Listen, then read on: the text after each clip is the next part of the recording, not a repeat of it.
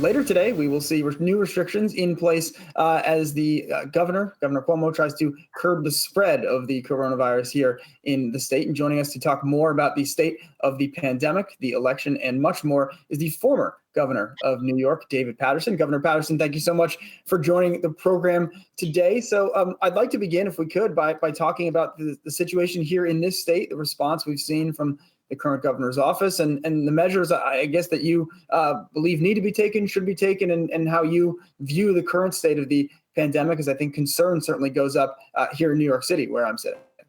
Well, the governor took these same measures back in the middle of March and took New York, which had 800 deaths a day in the beginning of April, to almost no deaths a day by the beginning of August. So this is definitely the right way to curb the virus, is to try to keep people away from each other and try to get the cooperation of the public.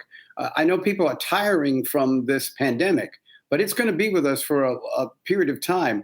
There was a New York Times article in March of this year that leaked a federal document that was preparing for an 18-month reign of this particular virus. So, it's frustrating, but we're not out of the woods yet. But I think that the Eastern Seaboard states took these actions last spring and really moved the needle. But what happened was, around the country, for some reason, in the Midwest, in the South, and even in the far West, people did not heed the warnings. They didn't wear masks. They didn't social distance. They brazenly had big rallies with bunches of people not wearing masks, and they paid the price for it, as we now every day are setting a new record for infections in the United States.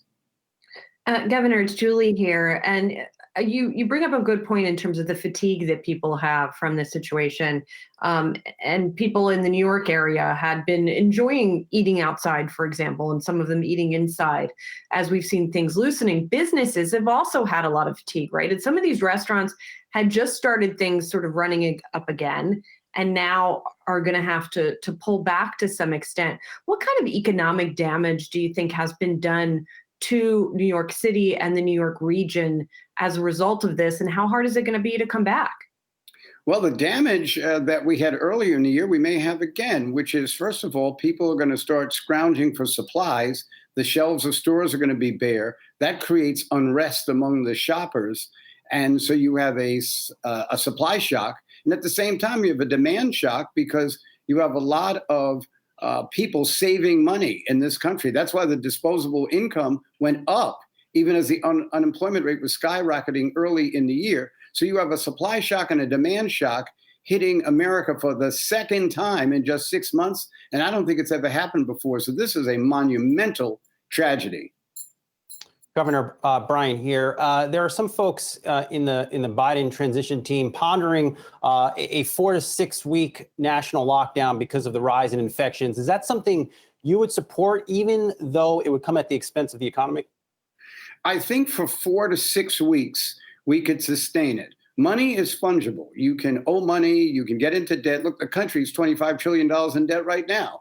And I think that, but if it would save lives, and it would help to reduce the virus, I would say end of January, early February would be the right time, because that's when winter is starting to dissipate anyway. I would support it. By the way, I think the Biden administration could take advantage of a huge opportunity.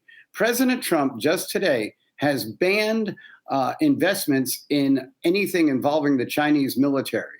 And while President Trump always talks about China, he put $1 trillion in the military and can't explain where all of it went. But where it went was rash decisions and not really addressing the problem with China, which he says he wanted to do. The new president, President Biden, could address it right away by not rescinding that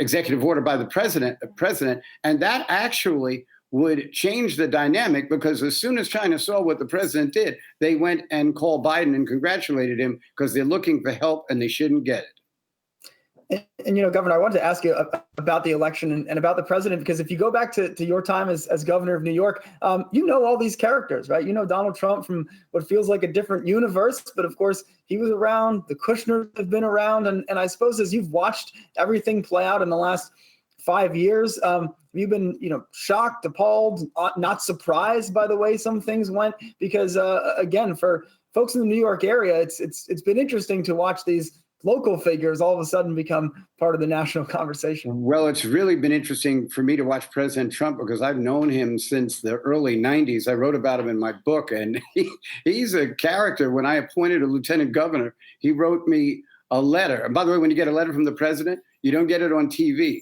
I mean, you don't get it in the mailbox. It's on TV. He never actually sent me the copy of the letter telling me the guy was a jerk and he was this and he was that. And then when the lieutenant governor made a mistake one day, Donald Trump called me up to tell me, this guy's terrible. I told you shouldn't have taken him in the first place. But then he calls the AP and tells them that I agreed with him, that I wish I hadn't taken the guy in the first place. And that caused me a headache. But that's just part of knowing him. Yes, that seems to be part of the way he does things. Speaking of which, I want to come back to that China point that you made for just a moment, because that's really interesting that you think that Joe Biden should keep this order, which prevents investors in the U.S. from investing in Chinese companies that support that country's military. There's been a lot of debate about how tough Joe Biden is going to be on China in the wake of President Trump's rhetoric on that subject. Well, I think that... What do you think he is going to do, and what do you think he should do? I think that a President Biden is going to do a lot of things that will appeal to Democrats who voted for him, 77 million of them, 5 million more than voted for the president. And a lot of them are going to be sort of progressive measures. But I've always thought that you've got to be able to do something for the 72 million people, which is the most that ever voted for, second most that ever voted for a candidate in an election. They voted for President Trump. Now, China really is a menace that we have to confront over the next couple of centuries. President Xi of China said in 1998 at a communist conference that he wants to have world domination by 2049. He repeated it in 2018 at another forum as president of China. You can read what he said on the internet. It's there, but you have to register and give personal information to the people who own the internet. And who owns the internet?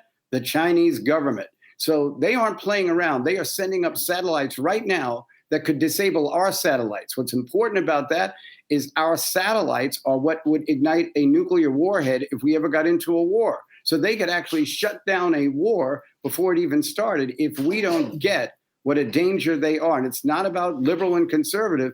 They are just a straight out danger. So that's one thing that you think that President Biden should be paying attention to. But when you talk about all of the people who did not vote for Joe Biden, I mean, New York State is a really good encapsulation of that, right? Because you have downstate, you have New York City, although even New York City is bifurcated between the four boroughs and then Staten Island. So when you look at how this president is going to have to govern the people who did not vote for him, what lessons can you take away from a place like New York State? What does Joe Biden need to do? Well, one thing that he's doing right now, even before he becomes president, is he's paying attention to the pandemic. We haven't heard a word out of the president. He has totally gone dark on the issue that we have 70,000 people being infected today, and we're going to go over 300,000 people who've died in this country from the virus, over 11 million cases in the next 2 weeks. He hasn't said a word. Right now, it's all about him and these voters who are supposed to overturn an election. He lost Pennsylvania by 55,000 votes. How are you going to document that there was fraud that created that problem? All right, former New York Governor David Paterson. Governor Paterson, really great to have you join the show today. A lot of fun. Hopefully we can have you back soon. Thank you so much, all of you.